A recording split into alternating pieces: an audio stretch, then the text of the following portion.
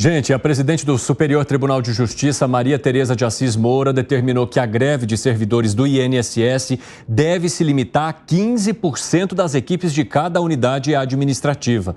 Essa decisão veio do pedido do governo federal para suspender a greve. A presidente do STJ estabelece que é preciso garantir a continuidade do serviço público e que, no mínimo, 85% das equipes de cada unidade devem ser mantidas. Caso haja um descumprimento, foi estabelecida uma multa que chega ali a R$500 mil por dia.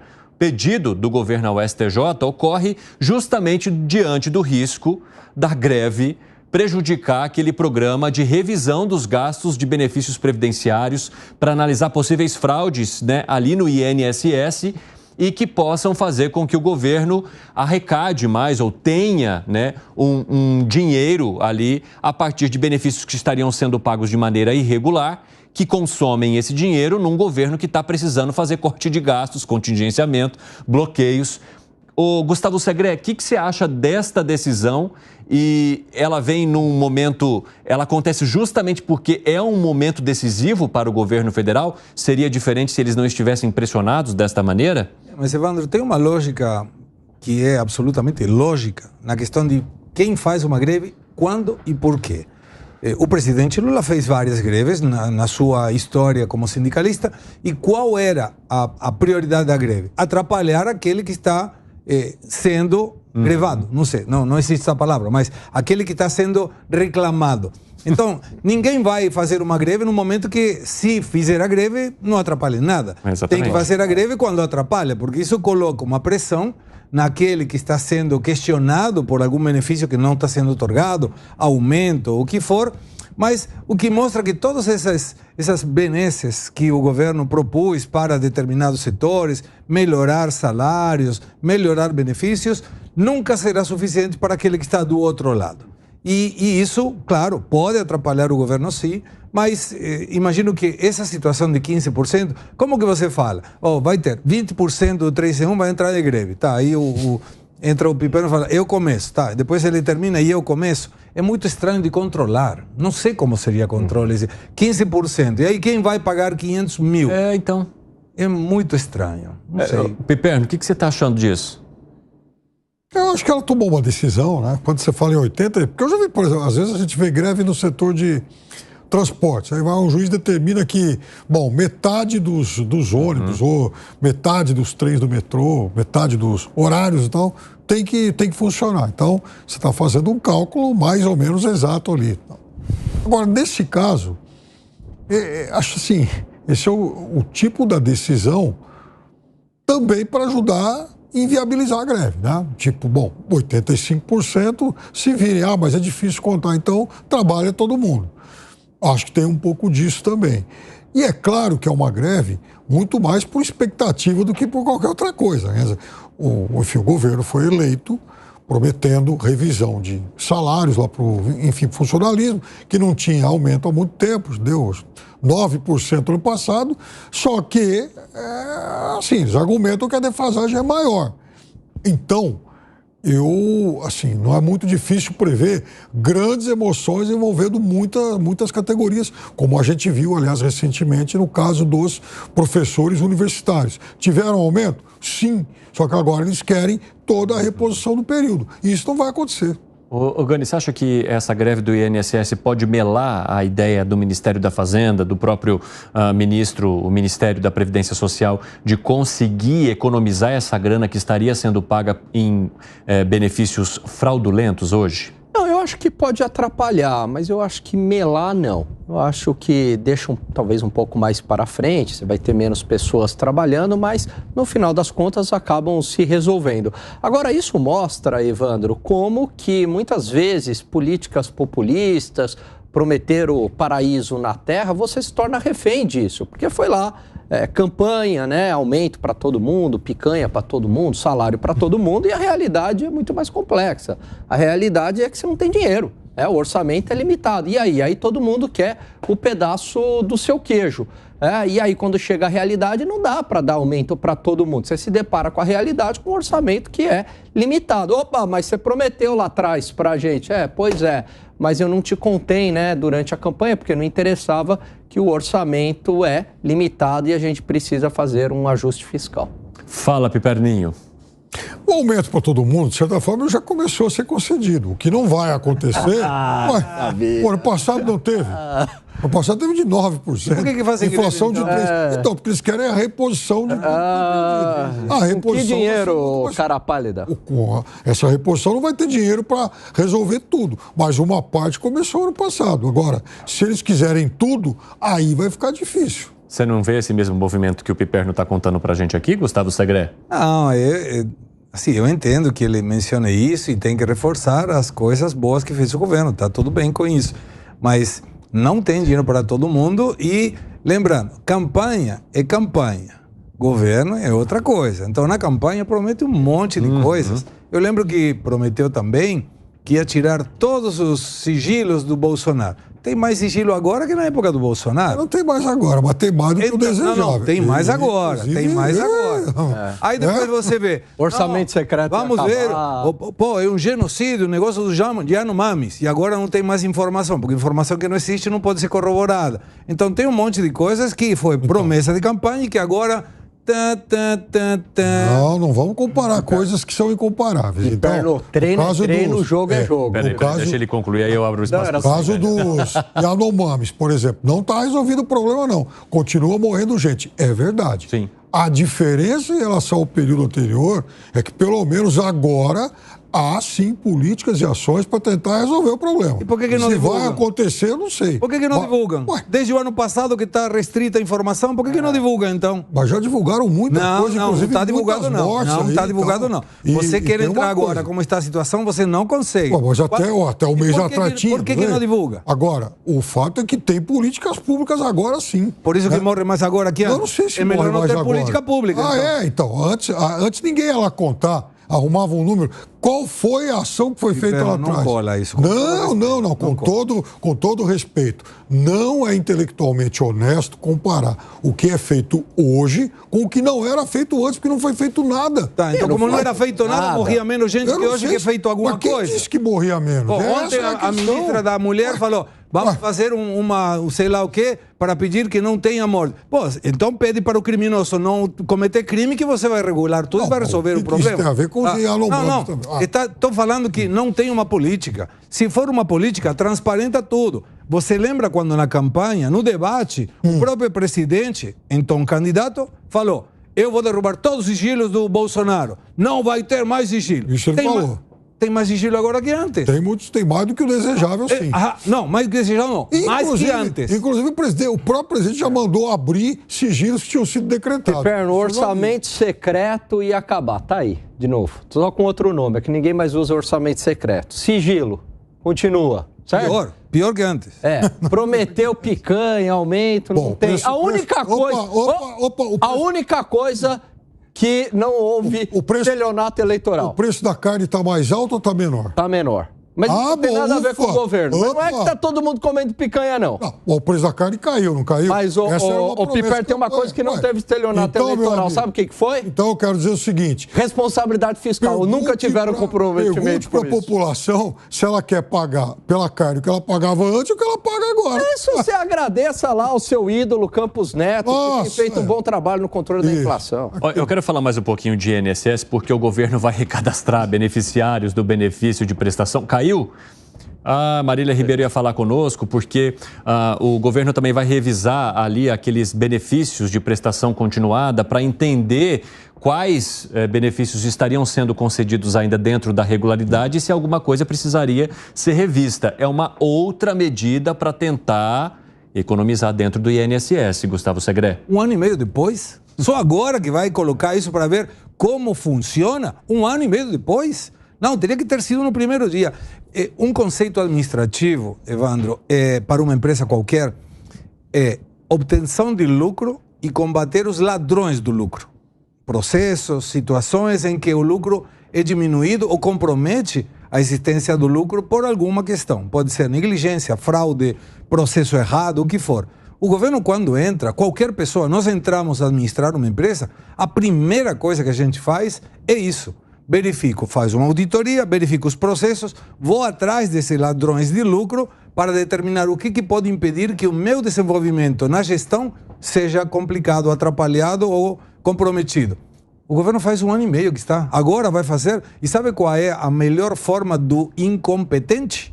Em lugar de verificar, pede que se recadastre todo mundo de novo. Então, em lugar de verificar qual é o problema, eu vou atrapalhar todo mundo para que se recadastre. Se não se recadastrou, fica de fora. Isso é um atestado de incompetência. Tomara que o governo não vá por essa linha. Vamos ouvir o que a Marília Ribeiro tem para dizer para a gente? É obviamente que o retorno dela caiu justamente no momento em que eu ia chamá-la. Lógico. Né? Marília Ribeiro estava conectada conosco há muitos minutos. Aí na hora que a gente vai chamá-la, claro que o retorno cai. Então vamos andando e rezando, Osana Rei, Osana Ra. Tá me ouvindo, né, Marília? Conta aí pra gente. Bem-vinda, minha amiga.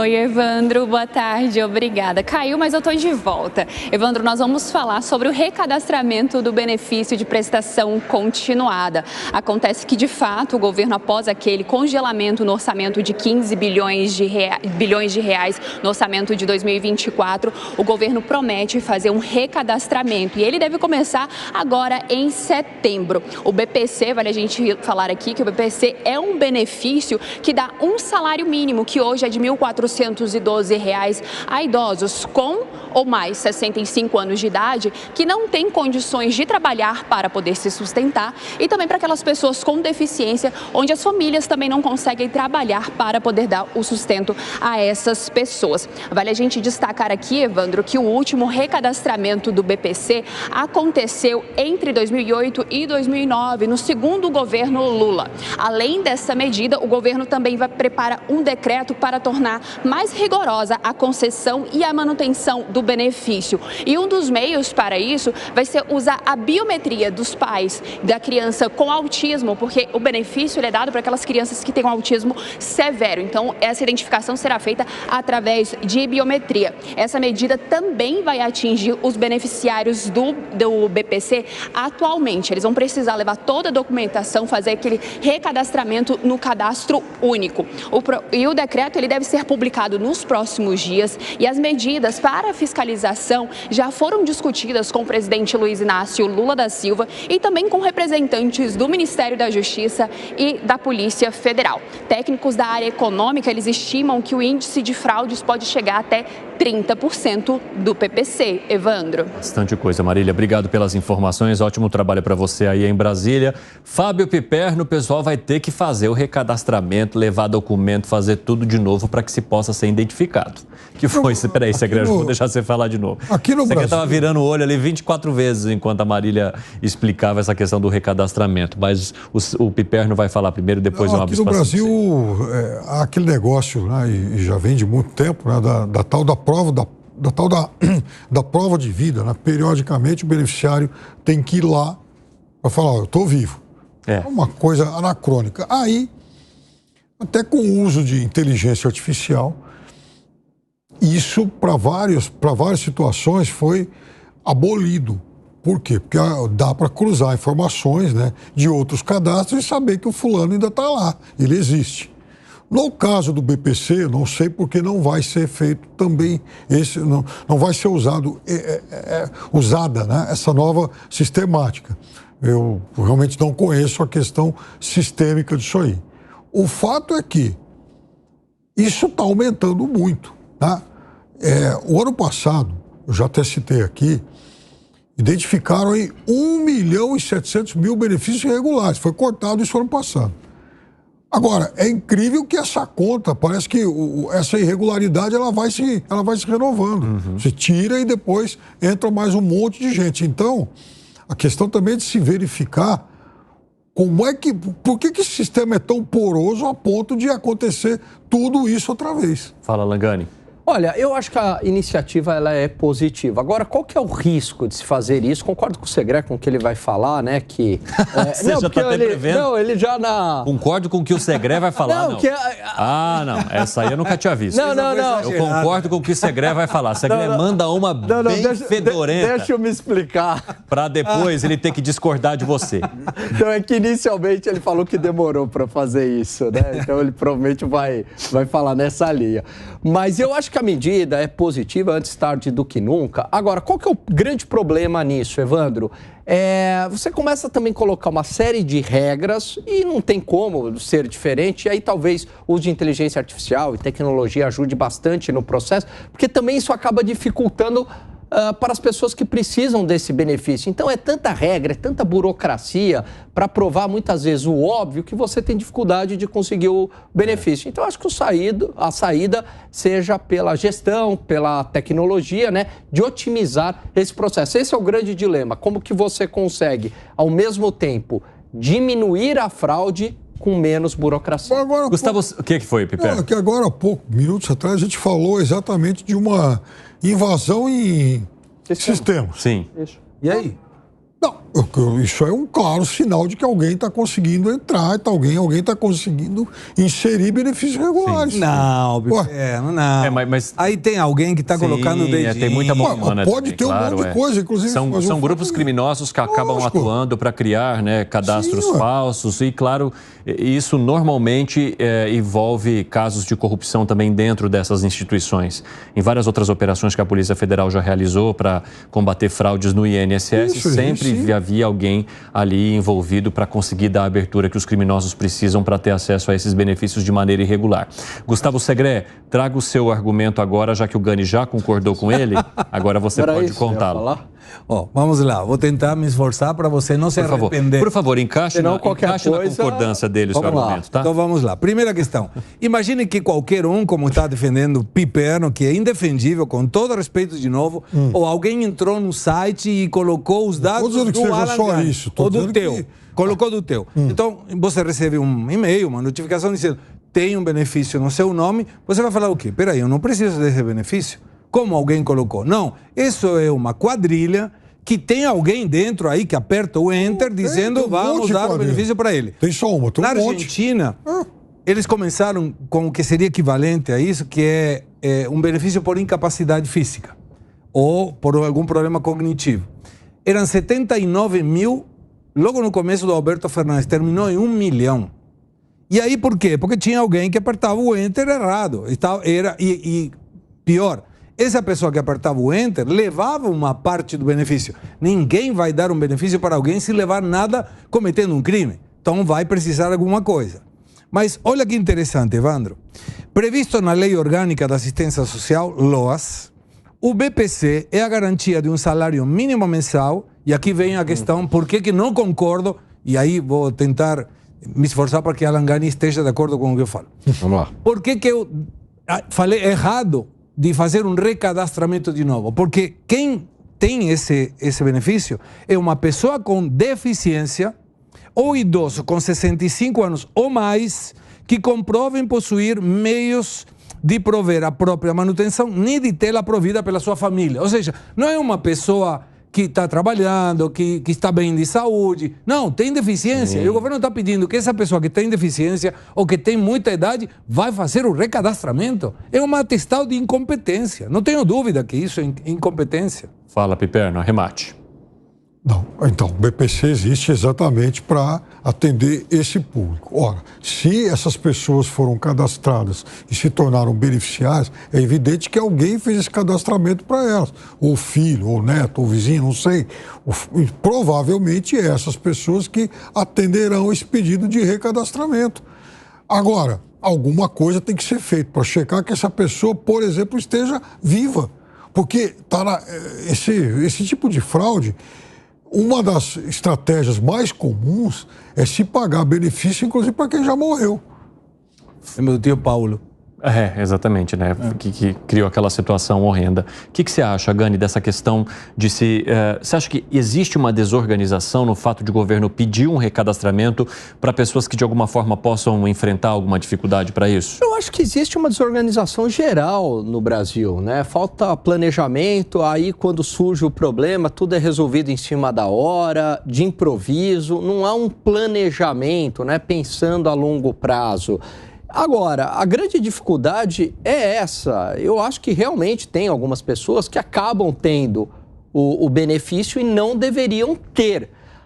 Como é que, então, eu consigo aumentar esta fiscalização sem prejudicar aquelas pessoas que têm o benefício, estão numa condição de pobreza muito grande, como o Segré trouxe, ou de saúde, sem ônus para essas pessoas. Esse é o grande desafio, né? Como é que eu faço esse pente fino sem trazer o ônus para aqueles que estão numa situação correta? Fábio Piperno, você acha que o governo federal demorou demais também para fazer essa revisão 1 ano e meio depois e justamente no momento em que ele precisa contingenciar mais? Mas veja, é claro que não há lá esse volume todo mostra que está faltando de fato eficiência. Mas houve já um pente fino de mais de 1 milhão de benefícios regulares em cadastros do INSS. A ministra Simone Tebet já falou isso ano passado, já trouxe isso aqui várias vezes.